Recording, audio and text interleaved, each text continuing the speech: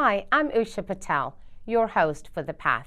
In short order, new agent Jared Moyer's annual closed sales volume has grown to a blistering 13 million. In this preview, we'll see how a guy with no sales experience can use Facebook and past relationships to make it big. Let's see how he did it.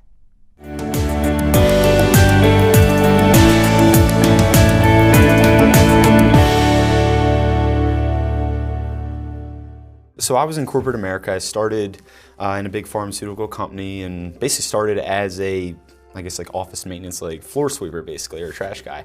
And just kind of went up the ropes, went to school at night, and basically climbed all the way up to like a manufacturing supervisor in the viral vaccine industry, still in pharmaceuticals, and then just got to the point where I wasn't having as much fun. We basically started looking at different options in the real estate world, and real estate sales just kind of made sense. That's how I kind of got, tied in with Keller Williams and KPG. So basically took the move, quit 100% of corporate America, which was probably a little bit risky.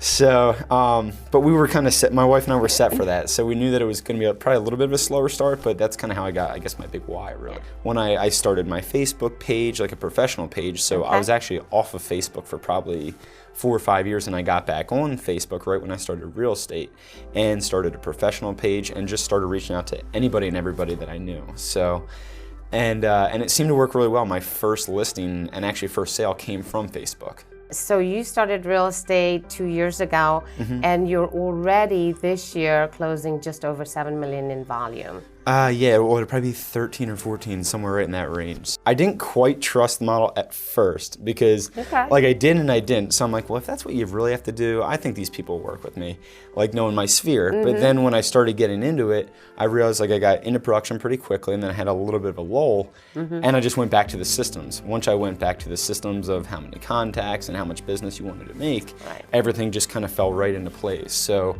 I do drip 33 touch programs, which is just constantly reaching out to them, whether it's through email, whether it's a phone call, whether it's a text message, or a Facebook post or something like that designated towards that person. So I grew up on a farm.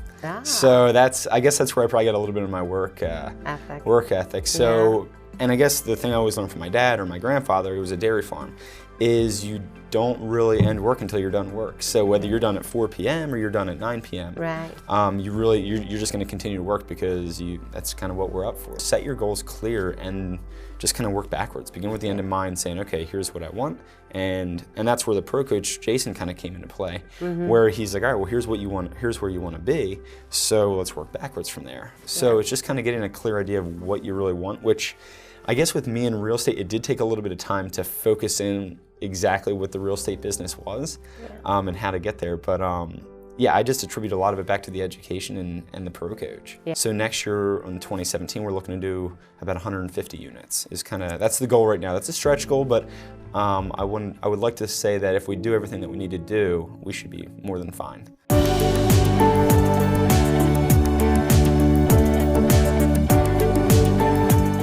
So get ready to take some serious notes and join Jared and I for the full episode as we learn how a guy who's never done sales before is well positioned to challenge a goal of 150 transactions in his 3rd year in business.